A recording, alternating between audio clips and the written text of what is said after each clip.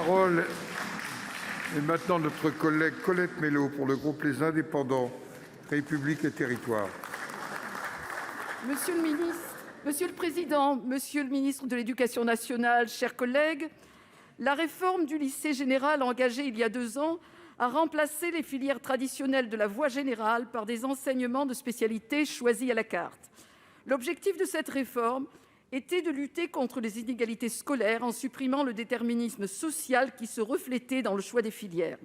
Les lycéens choisissent désormais 3 enseignements de spécialité en classe de première pour n'en garder que 2 en classe terminale. Or, le caractère élitiste reproché à la filière S se reporte parfois sur le choix des 2 spécialités conservées en terminale.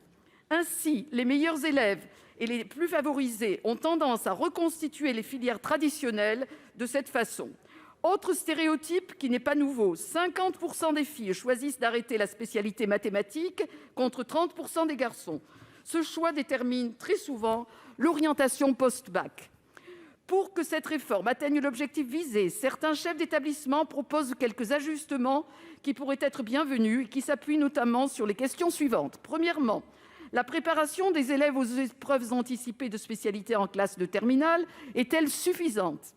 Deuxièmement, le contenu pédagogique des enseignements en sciences est-il toujours en adéquation avec le nombre d'heures consacrées qui a diminué après la réforme ?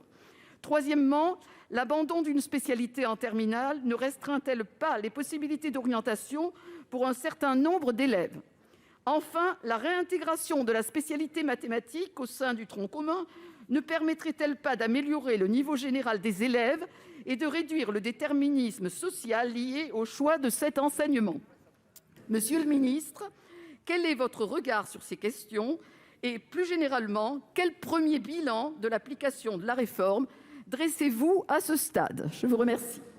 Pour vous répondre, la parole est au ministre de l'Éducation nationale, de la jeunesse et des sports. Monsieur Blanquer, vous avez la parole. Merci, Monsieur le Président, Mesdames et Messieurs les sénateurs, Madame la sénatrice Colette Mélot. Merci pour vos 4 questions, en réalité, qui, effectivement, vont au cœur des enjeux de cette réforme. Je commencerai par dire qu'il y a un mot-clé dans la réforme, qui est celui de liberté. Et c'est pourquoi elle est appréciée des lycéens. À chaque fois que nous faisons des enquêtes d'opinion auprès des lycéens, c'est autour de 60% de satisfaction à ce stade. Pourquoi ? Parce qu'ils ont déjà de premiers bénéfices, notamment la disparition des séries, qui leur permet d'avoir beaucoup plus de choix. 90% des élèves se concentrent sur 15 combinaisons, ce qui est évidemment beaucoup plus que les 3 combinaisons antérieures dans la voie générale. Donc on a une philosophie qui est déjà à l'œuvre et qui donne déjà des effets. Bien sûr, une autre caractéristique, c'est la modularité, et elle est présente dans vos 4 questions. Cette modularité permet une souplesse et donc des évolutions. C'est pourquoi nous avons un comité de suivi du baccalauréat, qui se tient d'ailleurs le 11 juin prochain une nouvelle fois, pour sans arrêt adapter en fonction des situations que nous voyons. Alors, rapidement, comment répondre à partir de là à vos 4 questions ? Premièrement, oui, le comité de suivi doit regarder si, au mois de mars prochain, en 2022, nous devons avoir un programme légèrement moins ambitieux pour permettre d'être réellement prêts au moment des examens terminaux. Ça doit se regarder, sachant que les élèves continuent à travailler ensuite de mars à juin et que leurs enseignements de spécialité sont au cœur du grand oral qu'ils ont à passer, donc ils peuvent faire le programme complet. Deuxièmement, a-t-on perdu des heures de sciences ? Je sais que ça se dit, mais ça n'est pas exact. Si vous prenez un élève qui prend le maximum de sciences, aujourd'hui, il arrive jusqu'à 17 heures. Autrefois, en terminale S, il en avait 16. C'est 2 fois 6 heures d'enseignement de spécialité, plus 3 heures de maths experte, plus 2 heures d'enseignement scientifique dans le tronc commun.